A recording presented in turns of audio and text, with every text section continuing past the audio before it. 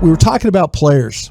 Like you were looking for guards. You were looking for a potential center. Yeah. You were asking about a player. Yep. You were asking about J.C. Tretter, right? Okay, so last week, Jerry said after the draft, there might be some developments in free agency that are very interesting to us. And he said they could make a couple of signings at the interior of the offensive line after the draft. So I'm thinking, okay, could we get a really good player? And I wanted to circle back around on J.C. Tretter with you, the former Brown, and I think he started with the Packers. He was, yes. He's had a nice career. Yeah, he's had a nice career, absolutely. And his grades are good. Like top 6 in pass pro, maybe not the best in the running game anymore, but to me, Tretter could really stabilize that surge up the middle. Okay. A couple of my guys, I reached out to them, a couple of my guys that work in that area of the world, the pro scouting stuff. And I said, hey, tell me about J.C. Tretter a little bit. And so a couple guys got back. I was really happy that they did that. And one of them says, was still really good this year, but his body is breaking down and he could be done. Ooh. He doesn't even practice anymore. Oh, wow. So that was one guy saying that. So again, if you're thinking, okay, the guys, hell, we have players that are really good that don't practice. Amari Cooper, we've had Tyron Smith. It could happen, yeah. Yeah, we've had Walter guys, Jones, Steve Hutchinson. Yeah, There've been a lot of great. At 31 years old, body breaking down. Yeah. That kind of tells me Steven at this point would be way out. Yeah. That would be why he's not a Cowboy yet, because they hate spending money on guys who might get injured or aren't a good fit with their coaches and their playing style. Yeah. So hearing that, I think I've been trying to rally the troops for J.C. Tretter, unless scout number 2 is going to say something. Scout number 2, as you mentioned, about J.C. Tretter. He said year-to-year player at this point. I see him as a center only. Locker room needs to be right, bringing in the players union chief rep. Yeah. You got to have focus guys. Yeah. See, this is what we were talking about. Yeah. This is what we were talking about. And I brought this up and people were thinking, oh, Broaddus said the Cowboys aren't. No, I'm just saying overall, this is something that team builders look at often. Yeah. This is something, okay, don't mind that the first part of that statement was year-to-year player at this point, see him as a center only type of a guy. Now the next thing is locker room needs to be right, bringing in players union chief rep.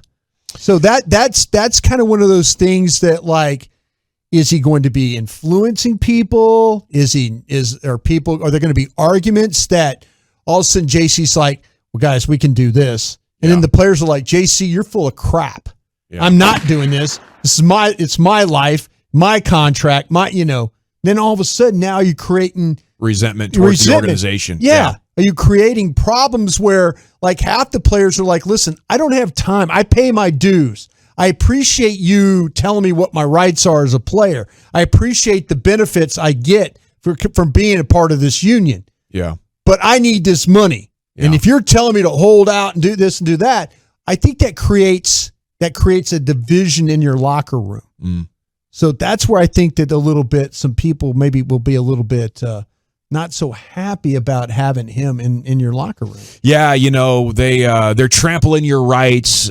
These guys don't care about you. You know, the kind of things that I point out on the radio on a regular basis, that's true. I think a lot of NFL teams need players to be young and football hungry, not thinking about the bigger picture, not thinking about a fair piece of the pie or what the game is doing to your body or your mind, and making sure that you're protected and taken care of. They need warriors who are willing to sacrifice everything. And I really wish it wasn't a big part of team building. I wish you could value guys that were going to educate your fellow players, but in ownership versus labor, it is a significant factor. And you can have what might be to some folks an empowered and informed locker room, but for others, that's not a good thing. Yeah.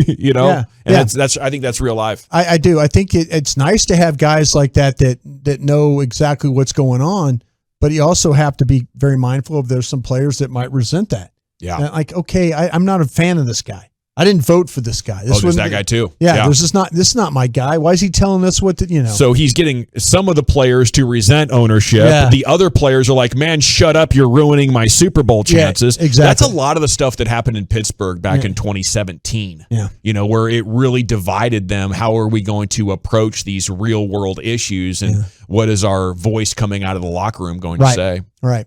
All right. I asked about another player because you're interested in maybe some potential guards. One of the guards I mentioned was Trey Turner.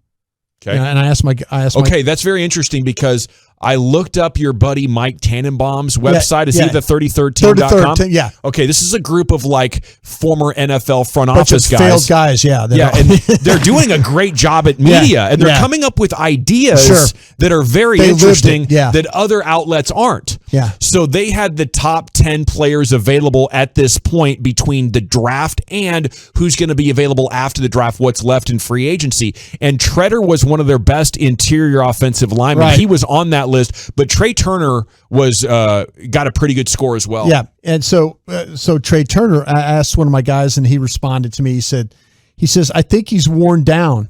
He's a power player, short area. Okay, short area means, don't ask him to extend. Don't ask him second level. Don't ask him to get out on screens. Don't ask him to get out in space. He's going to be strong against the tackles. Yeah, he's going to those guys that line up on his nose, he is going to be just fine with that. But the question's now worried about his durability and movement at this point. So, well, I mean, that's tough. Yeah. If that's the best you can get in your remaining free agents, I want to see them make a trade, I guess. Yeah. That sounds like Mackenzie Bernardo and Nate Livings over again. Yeah, it does sound like that. And I will say this, though, again, the trade might be the best avenue. Okay, I'm going to give you a name. One of my guys flipped me a name. Okay. He flipped me a name. Okay. And so he said, listen, you sound like you're hunting. You sound like you're hunting guards. Yeah. Okay. And I said, oh, yeah, I am. I am hunting. Very observant, sir. Yeah. He goes, okay, here's a down the liner guy I like. And he said, Trenton Scott from the Carolina Panthers. And 28 years old, Huntsville, Alabama. Okay, where did he go to school and all that? Can you give me all the information about him? He played at Grambling. Okay. Lee High School in Alabama. Okay. So he went to Grambling. 6'5", 320. Okay. He was undrafted in 2018. He played for the Chargers for 2 years and the Panthers for 2 years. He was all SWAC in 2017. Okay. He's played 50 games and started 18 of them. Okay. Here's what one of my guys, here's what he said. He goes, this guy's a swing tackle that played some guard. He says, he goes, this is a game that it might sell you on this guy. He goes, watch the Carolina game against Atlanta. He mauled the Falcons. Big, physical, pretty versatile. So, okay, that's what I'm talking about right there. Do if you're the pro scouting department, and that's what I used to do for a living, it's involved with the pro scouts, you evaluate, are there other people out there? Is there somebody else like Trenton Scott from the Carolina Panthers that might be a guy that you say, okay, we'll flip one of these picks, one of these 5th round picks or whatever, and then make it work.